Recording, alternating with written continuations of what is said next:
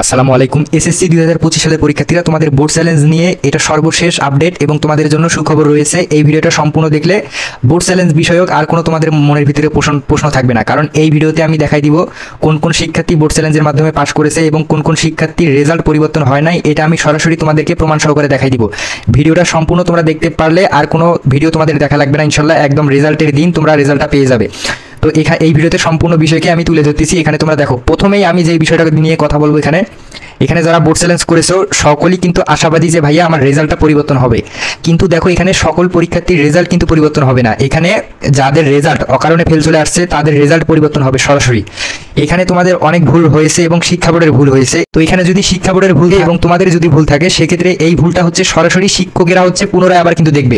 বিষয়টাকে ক্লিয়ার করে দিচ্ছি, তোমাদের লিখিত খাতা আর হচ্ছে এমসিকিউ ওএমআর, এই দুইটার কারণে তোমাদের রেজাল্টটা ফেল চলে আসছে। তোমরা অনেক ভালো ভালো শিক্ষার্থী এই দুইটা কারণে কিন্তু ফেল করেছো।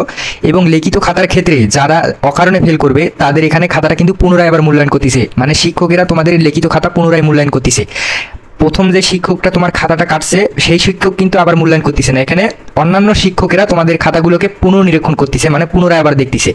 তাই তোমাদের লিখিত খাতায় যদি কোনো প্রকারের ভুল ত্রুটি হয়ে থাকে, যে আমি এত সুন্দর পরীক্ষা দিয়েছি ভাইয়া আমার রেজাল্ট ফেল চলে আসছে, আমি অনেকগুলোতে A+ পাইছি, একটা বিষয় আমার ফেল হওয়ার কথা না কিন্তু ফেল চলে আসছে, এইভাবে যাদের হয়েছে সরাসরি লিখিত খাতায় ভুল হয়েছে। এখানে লিখিত খাতায় যাদের ভুল হয়েছে এরকম, তো সরাসরি কিন্তু এটা শিক্ষকেরা দেখে তোমাদের রেজাল্টটা কিন্তু বোর্ডে পাঠিয়ে দেবে। বোর্ড থেকে সরাসরি ফাইনাল একটা রেজাল্ট কিন্তু তৈরি করবে। এখানে তোমাদের দুইটা বিষয় রয়েছে, একটা বিষয় আমি জানাই দিলাম ইতিমধ্যে, আর একটা বিষয় রয়েছে এমসিকিউ ওএমআর শিটে যারা অনেক পরিমাণে ভুল করেছে। দেখা গিয়েছে যে সেট কোড লেখো নাই, বিষয় কোড লেখো নাই বা ভরাট করো নাই, এভাবে যারা করেছো এক্ষেত্রে কিন্তু রেজাল্টটা প্রথম পর্যায়ে তোমাদের ফেল চলে আসছে। এই জন্য কিন্তু তোমরা বোর্ড চ্যালেঞ্জ করেছো। দেখো, তোমাদের যাদের ওই এমসিকিউ ওএমআর শিটে ভুল হয়েছে, এখানে তোমাদের সরাসরি রেজাল্টটা কিন্তু পরিবর্তন করে দেওয়া হবে শিক্ষা বোর্ডে। এখানে শিক্ষা বোর্ডের কর্মকর্তারা তোমাদের এমসিকিউ ওএমআরটা চেক দিতেছে, মানে তোমরা যারা এমসিকিউ ওএমআরে ভুল করেছিলা এখানে দেখতেছি, মানে তোমরা এমসিকিউ ওএমআরে ভুল করার জন্য কিন্তু ফেল করছিলা অনেক শিক্ষার্থী। এগুলো এমসিকিউ ওএমআর কিন্তু আলাদাভাবে রেখে দিয়েছে তারা। এখন বোর্ড চ্যালেঞ্জের মাধ্যমে সেই আলাদা করা এমসিকিউ ওএমআর গুলো শিক্ষা বোর্ডে আবার পুনরায় দেখতেছে এবং ফাইনাল একটা রেজাল্ট কম্পিউটারে সেভ করতেছে। এখন তোমাদের লিখিত পরীক্ষার খাতাগুলো যখনই হচ্ছে পুনরায় দেখে আবার শিক্ষা বোর্ডে চলে আসবে, তখনই কিন্তু শিক্ষা বোর্ডের কর্মকর্তারা তোমাদের ফাইনাল একটা রেজাল্ট তৈরি করে পুনরায় আবার রেজাল্টটা কিন্তু পাবলিশ করবে। এক্ষেত্রে দেখা যাবে যে অনেক শিক্ষার্থী ফেল থেকে A+ পাবে এবং A গ্রেড থেকে A+ পাবে, A- থেকে A পাবে। তো এভাবে কিন্তু রেজাল্ট পরিবর্তন হবে।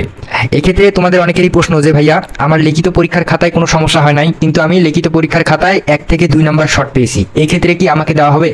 তো দেখো, এটা হচ্ছে সরাসরি যে আমরা যে তথ্যগুলো পেয়েছি এই কয়েকদিনে, তাতে বলা যায় যে তোমাদের 1 থেকে 3 নাম্বার পর্যন্ত অবশ্যই শিক্ষকেরা তোমাদের লিখিত খাতায় দিবে। আর এমসিকিউ এর বিষয়টা সরাসরি শিক্ষা বোর্ডে দেখা হবে। তখন যদি দেখে যে লিখিত পরীক্ষার খাতায় তোমাদের ভালো মার্ক আছে এবং এমসিকিউতে 1 বা 2 নাম্বারের জন্য ফেল করতেছো, সেটা হচ্ছে সরাসরি শিক্ষকেরা তখন রেজাল্ট তৈরি করার সময় এটা দিয়ে দেবে ইনশাল্লাহ। এ নিয়ে তোমরা কোনো চিন্তা করবে না।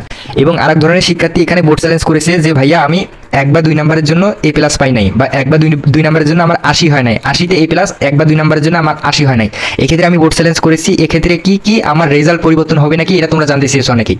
তো দেখো, প্রতি বছরই কিন্তু মানে ফেল থেকে সরাসরি A+ পায়। তো তোমাদের এখানে 1-2 নাম্বার এটা কিন্তু অবশ্যই শিক্ষকেরা এই বছরে দিবে, কারণ তোমাদের এই বছরের বোর্ড চ্যালেঞ্জটা কিন্তু ভিন্নভাবে দেখা হইতেছে। মানে প্রত্যেক বছরেই বোর্ড চ্যালেঞ্জের রেজাল্ট কিন্তু অন্যভাবে দেখা হইতো, কিন্তু এই বছরে তোমাদের অনেক স্যাক্রিফাইস করবে। এখানে শিক্ষা বোর্ড থেকে তোমাদের জানিয়ে দেওয়া হয়েছে এবং তোমরা কোনো চিন্তা করবে না। এবং তোমাদের লিখিত পরীক্ষা যারা মূল্যায়ন করতেছে, আমরা তাদের থেকে সরাসরি কিন্তু এই বিষয়গুলো তথ্য পেয়েছি। তাই তোমরা কোনো টেনশন করবে না ইনশাল্লাহ। বোর্ড চ্যালেঞ্জ নিয়ে আর কোনো যেন তথ্য থাকে না। তাই তোমরা যদি বোর্ড চ্যালেঞ্জের রেজাল্ট কীভাবে তৈরি হইতেছে এটা যদি দেখতে চাও, সেক্ষেত্রে আমি দেখাই দিব সরাসরি। তাই তোমরা অবশ্যই সাবস্ক্রাইব করে তোমাদের বোর্ডটা কমেন্ট করে যাবে। তোমাদের বোর্ড অনুযায়ী বোর্ড চ্যালেঞ্জের রেজাল্ট কীভাবে শিক্ষা বোর্ডে তৈরি হইতেছে এটা আমি সরাসরি দেখাবো। এগুলো স্ক্রিনশট দেখাবো না, সরাসরি রেজাল্ট কীভাবে তৈরি হইতেছে এটা দেখাবো। তো যারা যারা রেজাল্ট তৈরি দেখতে চাও বোর্ড চ্যালেঞ্জের, তারা অবশ্যই তাদের বোর্ডটা কমেন্ট করবে এবং হচ্ছে সাবস্ক্রাইব করে রাখবে। এই দুইটা কাজ করলে ইনশাল্লাহ তোমাদের আমি বোর্ড চ্যালেঞ্জের রেজাল্ট কীভাবে বোর্ডে তৈরি হইতেছে এটা কিন্তু দেখাই দিতে পারবো। তাই তোমরা অবশ্যই সাবস্ক্রাইব করে তোমাদের মূল্যবান মতামতটি কমেন্ট করে যাবে। আসসালামু আলাইকুম।